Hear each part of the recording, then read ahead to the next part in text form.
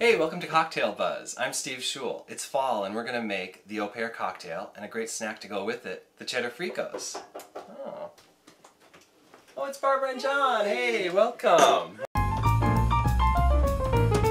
Today we're going to make a great pear cocktail and a cheddar frico, which is a crispy little snack to go with it. Wow. So, would you help me in the kitchen? I would love to. Okay, Hey, great. where's Paul? He's upstairs. Do you want to go see Yeah, him? definitely. All right. Hey, Paul.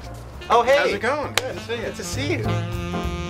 What we're doing up here is we're having an Pear cocktail. It's a cocktail that I invented, and it's spelled O-H, pear. Because Very witty. right when you sip it, you go, oh, pear.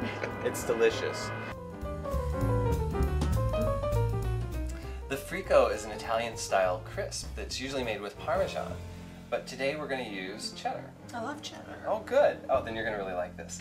And we're going to put a little blue cheese on too. Do you like blue cheese? I do. Not as much as cheddar, but I do. Okay, just throw it in to add like another dimension. More? No, that looks about good actually. I love this thing. Now all you do is just mix them all together. And I'll add the spiced flour. To our 1 tablespoon of flour, we're going to add a 1/4 teaspoon of mace, a 1/4 teaspoon of pepper, a 1/4 teaspoon of salt, 1/8 of a teaspoon of smoked paprika, a 1/4 teaspoon of caraway seeds, a 1/2 teaspoon of chervil, and a 1/2 teaspoon of marjoram. Now, can you make these ahead of time? Will they keep? Oh, definitely. You can do these up to 3 days in advance. Keep them in an airtight container and separate them between layers of wax paper. It's really good for the holidays to have something homemade ready when your guests Yeah, get here. Perfect, I know, because who wants to be running around doing stuff at the last minute? I think I could just like eat this. You Eating could. cookie dough, eating the I cheese know. cookie dough. I know. So what you do is you put it in the oven at 375 degrees for about 8 to 10 minutes, and that of course depends on your oven.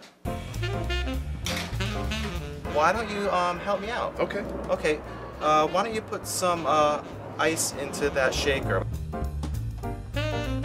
What kind of pears are these? Well, these pears that I'm using for the Pear are red Bartlett, and the reason I like using red Bartlett is because the when you put these through the juicer, you keep the skin on it, and you get little flecks of red in the cocktail, and I just think it's pretty.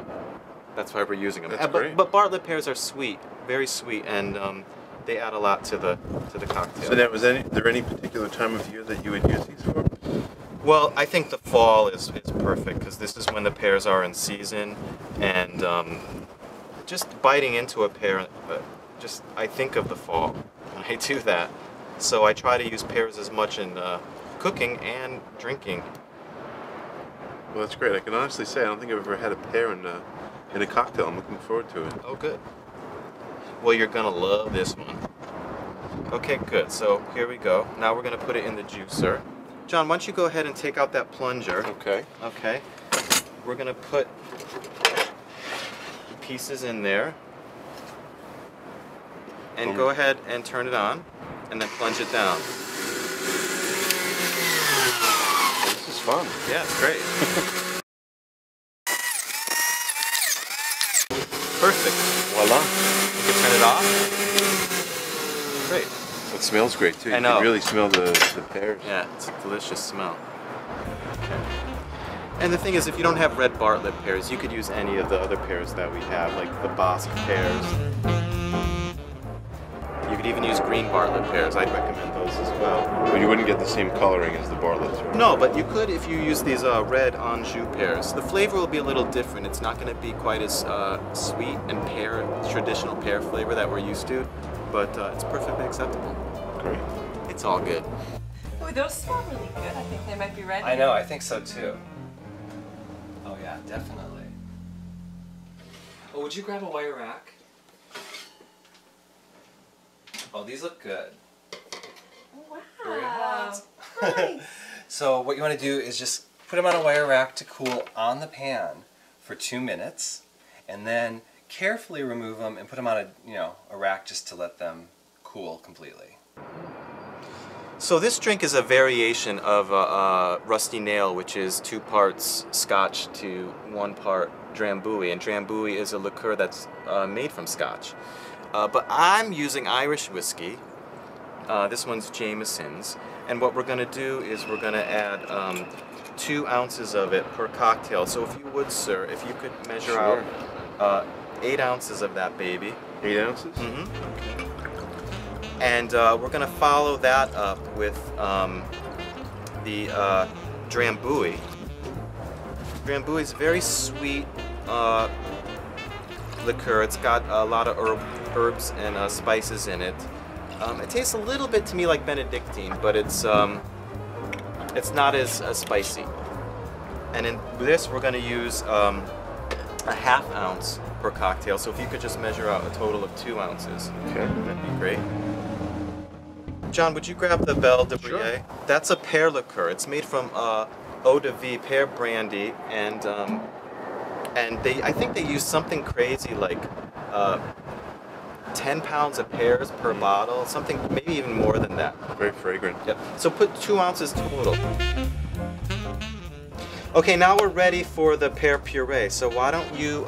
It's 1 ounce per drink, so we're gonna put in 4 ounces. So Wow, that looks yummy. I know it's really good.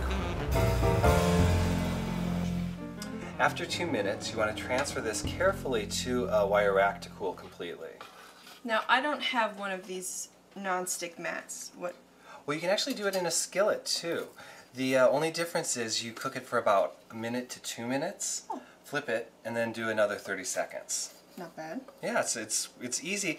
This, you can throw it in the oven and forget about it. That's what I like about this. This seems easier. Yeah, it is. So what if you don't have cheddar? Can you substitute a different cheese? Definitely. You can use Asiago or Parmesan. So just a hard cheese. Exactly.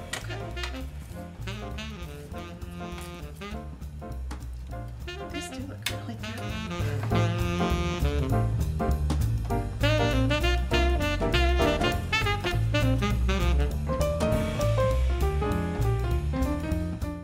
Now we're gonna pour our cocktails.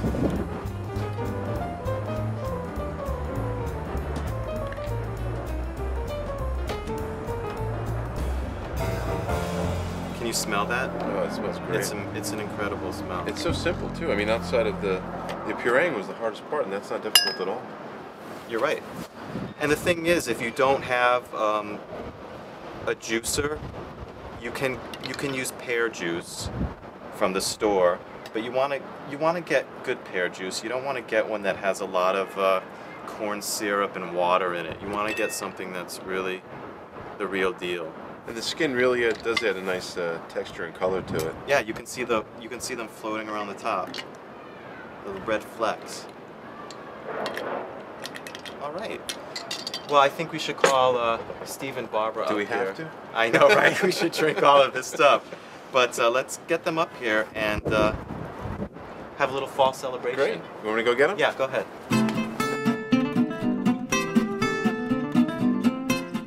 Wow, it really does feel like fall out here. I got my jacket. Okay. They're on their way. Oh, good. Okay, great. Well, let me give you your cocktail. Oh, excellent. I'll take mine. Hey guys! We made fricos!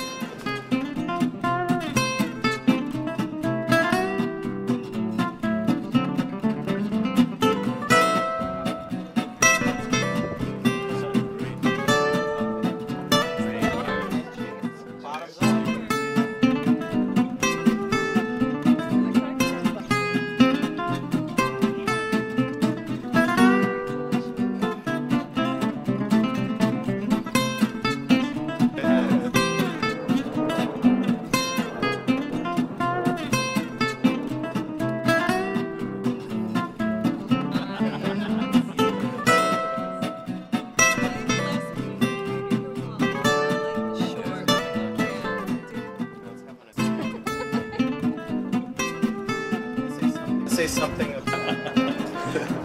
He's a total pain. John, John.